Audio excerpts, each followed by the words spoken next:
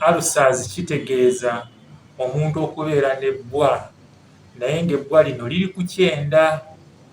Nga bw'olaba nti bw'osobola okubeera n'ebbwa wano ku lususu ne ku kyenda kuli osobola okubeerako ebbwa lyennyini, kye bayita alusas. Ebika bya alusas biri ebika nga bibiri.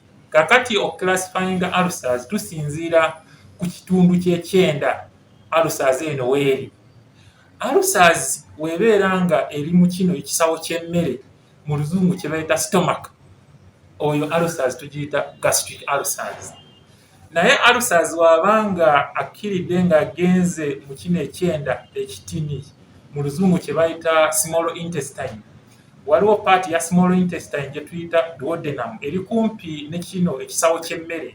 So alusas bw'abeera awo tugiyita duodenal ulcers. So byebika ebibiri bye tulina ebya alusas. Omirayo painkiller eyinza okuyamba obulumi ne bugenda, naye eddagala eryo lya bulabe, especially omuntu walikozesa okumala ebbanga ddene.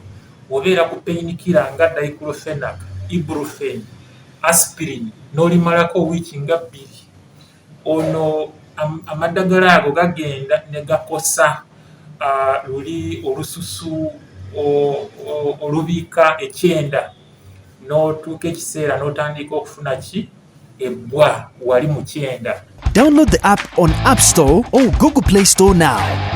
Vision Digital Experience, the future of media.